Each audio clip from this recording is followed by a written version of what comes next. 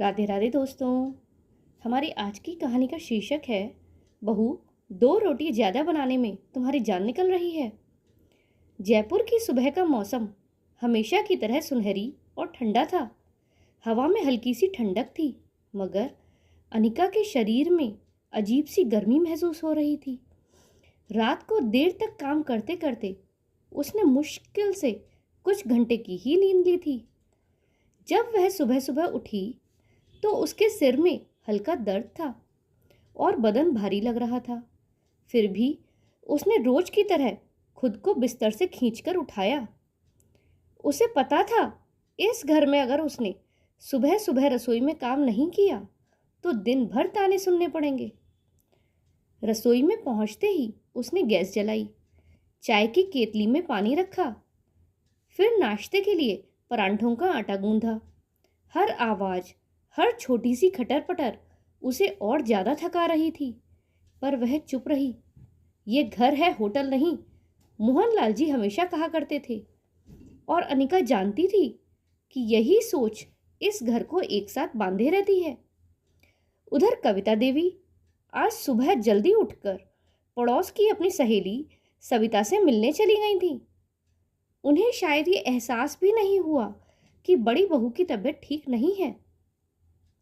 अनिका ने नाश्ता बनाते बनाते दाल चावल और सब्जी भी तैयार कर ली। हाथों में दर्द हो रहा था, लेकिन उसने सोचा दोपहर का खाना तैयार रहेगा तो बाद में थोड़ा आराम कर लूंगी। जैसे ही उसने परांठे सेके, माथे पर पसीने की बूंदें छलक आईं। नाश्ता परोसने के बाद उसने बुखार की गोली ली और कमरे में जाकर लेट गई। बिस्तर पर गिरते ही उसे नींद आ गई। उसका शरीर आराम मांग रहा था और उसे यह उम्मीद थी कि दोपहर तक शायद उसकी तबीयत थोड़ी सुधर जाएगी। लेकिन वक्त बीतता गया और दोपहर का समय हो गया। कविता देवी वापस आईं तो उन्होंने घर को थोड़ा अस्त व्यस्त देखा। बर्तन सिंक में पड़े थे, फर्श पर थोड़ा आटा बिखरा था। वो तुरंत अनिका के कमरे में गईं। उन्होंने दरवाज़ा खोला और ऊंची आवाज़ में बोली, बहू उठो, रोटियां सेक दो, दोपहर के खाने का समय हो गया है। आज तुमने कोई काम ही नहीं किया। घर का हाल देखो जरा, पूरा घर बिखरा पड़ा है। अनीता ने धीमी आवाज़ में कहा, मम्मी जी, मेरी तबीयत ठीक नहीं लग रही, सिर घूम रहा है। मैंने नाश्ता भी बनाया, दाल चावल और सब्जी भी तैयार कर दिए हैं और आटा भी लगा रखा है। बस रोटियां ही तो सेकनी है। आप चाहें तो रिया से कह दीजिए ना, वह रोटियां सेक दे। कविता देवी का चेहरा ये सुनकर सख्त हो गया। तुम्हें पता है ना, उसे काम करने की आदत नहीं है। वह रोटियां कैसे बनाएगी? और फिर तुम तो सारा काम करती आई हो, आज इतना क्यों नाटक कर रही हो? थोड़ी बहुत तबीयत तो ऊपर नीचे चलती ही रहती है। अनिका ने धीरे से पर फिर दृढ़ आवाज में कहा, मम्मी जी, रिया को आए हुए 2 महीने हो चुके हैं। अभी तक आपने उसे कोई काम करने के लिए नहीं कहा। क्या सारा काम हमेशा मुझसे ही करवाया जाएगा? हम दोनों बहुएं हैं तो जिम्मेदारी भी बांटी जानी चाहिए। मैं कोई मशीन नहीं हूं। कविता देवी ने बात काटते हुए कहा, पहले भी तो तुम 5 लोगों का खाना बनाती थी, अगर 6 लोगों का बना लोगी तो क्या हो जाएगा? और फिर रिया अमीर घर से आई है, रसोई के काम में उसकी बिल्कुल भी रुचि नहीं है। तुम बड़ी हो, तुम्ही को सब संभालना होगा। अपनी सास की बातें सुनकर अनिका का दिल टूट गया। उसने तो सोचा था कि नई बहू के आने से उसकी जिम्मेदारियां थोड़ी कम हो जाएंगी, लेकिन उल्टा बोझ और बढ़ गया। उसकी आंखों में आंसू आ गए। मम्मी जी, मैं भी इंसान हूँ। पहले मैं समझती थी कि आप न्याय करेंगी, पर आप तो सिर्फ रिया की तरफदारी कर रही हैं। अगर बीमारी में भी मुझे ही काम करना पड़े तो ऐसे साथ रहने का क्या फ़ायदा? अगर ऐसा ही है तो ठीक है, मैं अपनी गृहस्थी अलग कर लूँगी। इतना सुनते ही कविता देवी गुस्से से तमतमा उठी। मेरे जीते जी इस घर का बंटवारा नहीं होगा। मेरे मरने के बाद जो करना है वो करना। उनकी ऊंची आवाज़ सुनकर मोहनलाल जी अखबार से नज़रें उठाकर बाहर आए। उन्होंने गुस्से में कहा, कविता, तुम्हारे जीते जी ही घर में अन्याय हो रहा है। अगर तुम काम का बंटवारा नहीं कर सकती तो रसोई का बंटवारा कर दो। इतना सुनते ही पीछे से रिया भी कमरे से आ गई। उसने आंखें घुमाते हुए कहा, ससुर जी, मैं तो किसी और के लिए काम कर ही नहीं सकती। आप बंटवारा कर दीजिए, मैं सब मैनेज कर लूंगी। मोहनलाल जी ने उसकी बात सुनकर शांत मगर दृढ़ स्वर में कहा, तो ठीक है, आज से दोनों बहुओं की गृहस्थी अलग। दीवार खड़ी नहीं होगी, लेकिन खाना पीना अलग होगा। और मैं तो बड़ी बहू के साथ रहूंगा। कविता देवी ने तुरंत कहा, और मैं तो रिया के साथ रहूंगी। बड़ी बहू को तो हमारा लिहाज ही नहीं रहा। अनिका ने कुछ नहीं कहा। उसके मन में दर्द और निराशा थी। उसने सोचा, कभी कभी जिनसे उम्मीद होती है वही सबसे ज्यादा चोट देते हैं।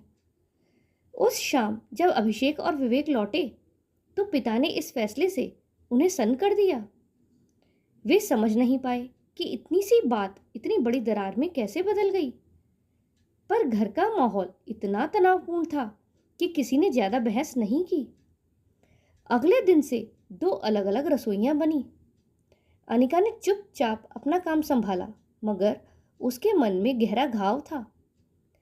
पर अब अजीब सी खामोशी से घर भर गया था। बाहर से देखने पर सब कुछ सामान्य लगता, एक ही छत, वही आंगन, वही दीवारें, लेकिन अंदर का माहौल 2 हिस्सों में बंट गया था। अनिका ने अपनी छोटी सी रसोई को व्यवस्थित कर लिया था। सुबह की किरणें जब उसकी खिड़की से आती तो वह मन ही मन खुद को समझाती, अब शिकायतों का कोई फायदा नहीं, जितना है उतना अच्छे से निभाना होगा। और मोहनलाल जी ने स्पष्ट कर दिया था कि वे अनिका के साथ ही रहेंगे। वे अनिका की हर संभव मदद कर देते। बाजार से राशन लाना, दूध लाना, सब्जियां लाना, ऐसे सारे काम मोहनलाल जी ही करते थे। उधर कविता देवी और रिया का माहौल बिल्कुल अलग था। रिया के मायके से शादी के बाद कई महंगे उपहार आए थे, मिक्सर ग्राइंडर, एयर फ्रायर और तरह तरह के किचन गैजेट्स।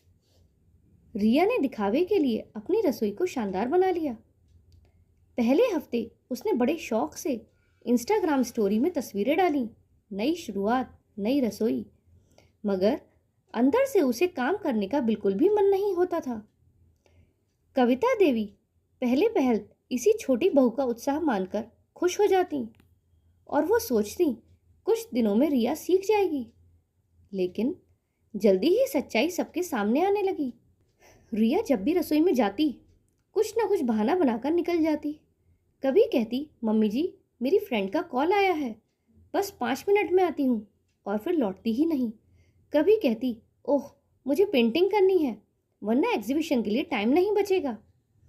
धीरे धीरे सारा काम कविता देवी के सिर पर आ गया।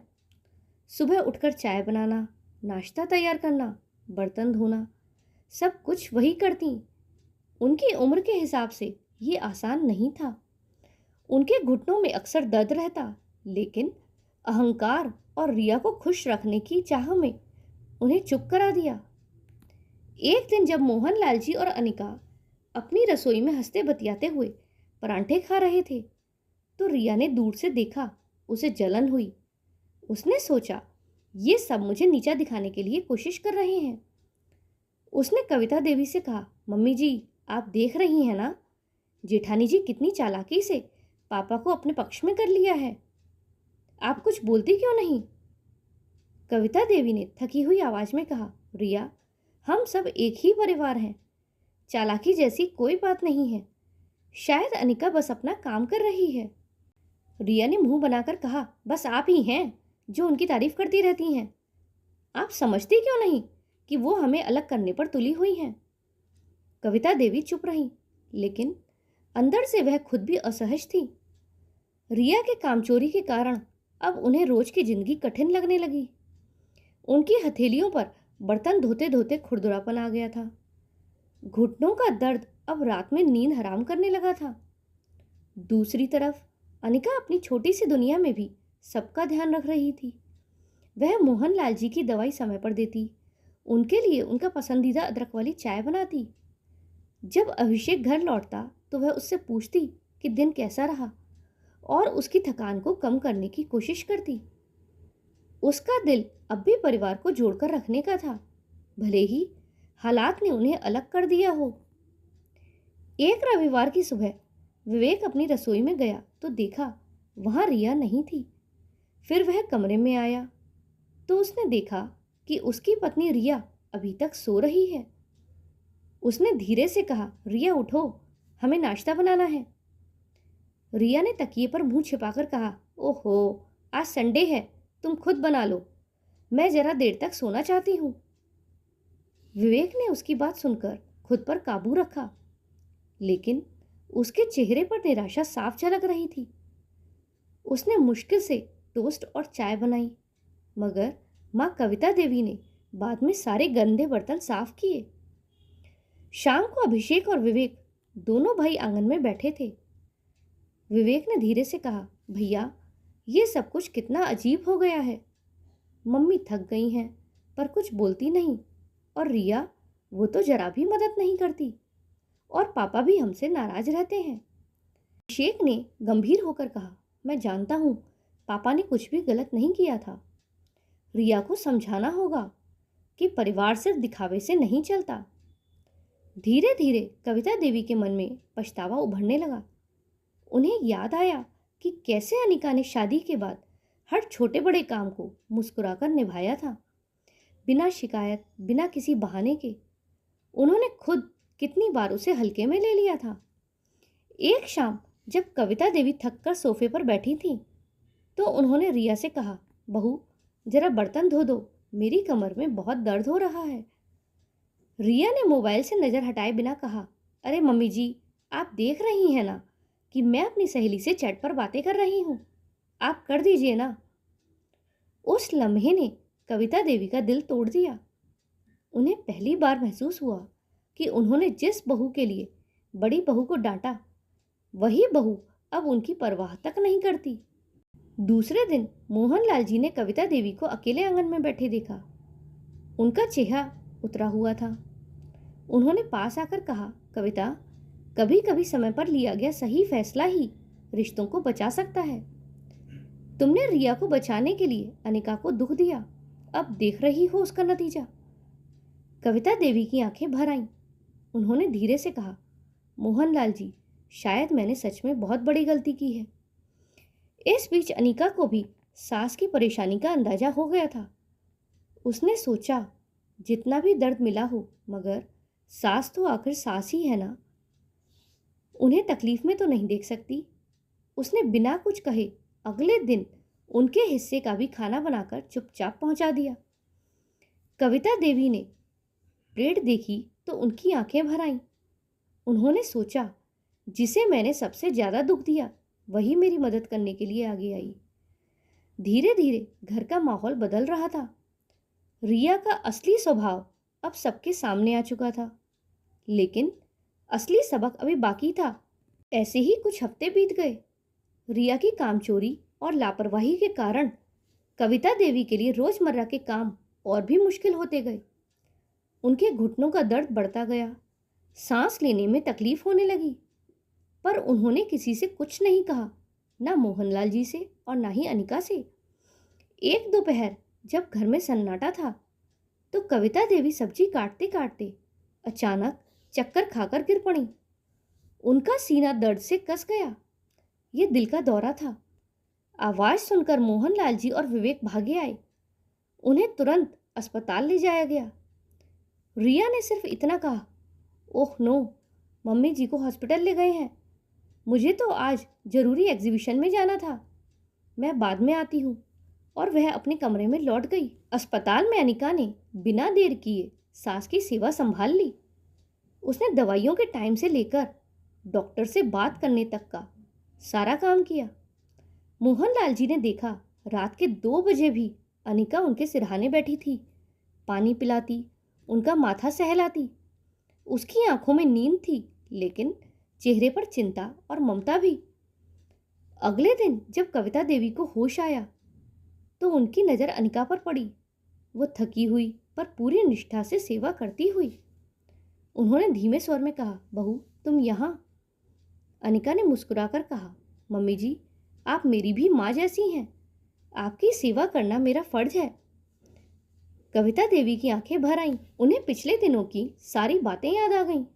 कितनी बार उन्होंने अनिका को डांटा था, उस पर आरोप लगाए थे और छोटी बहू को बचाने के लिए उसका दिल दुखाया था। मगर मुश्किल समय में वही बड़ी बहू उनके पास खड़ी थी, जबकि रिया वो तो झांकने भी नहीं आई।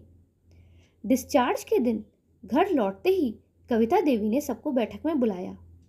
उनकी आवाज़ धीमी थी, लेकिन हर शब्द में पछतावा झलक रहा था। वो बोली, आज मुझे अपनी गलती का एहसास हो गया है। मैंने हमेशा रिया को बचाया और अनिका को दोष दिया, लेकिन जब मेरी जान पर बन आई तो जिसने मेरा साथ दिया वो मेरी बहू अनिका थी। रिया, तू तो पास भी नहीं आई।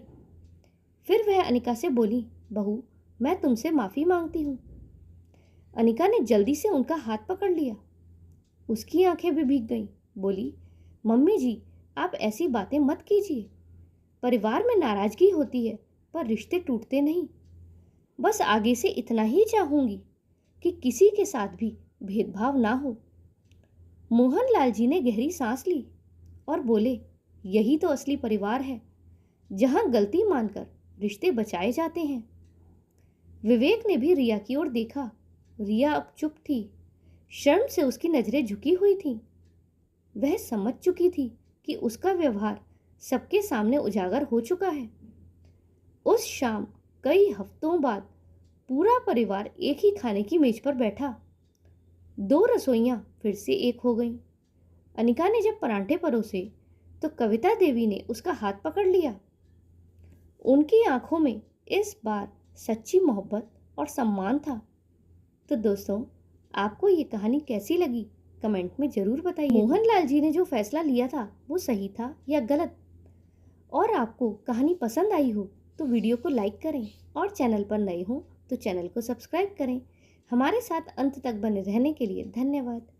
जय श्री राधे।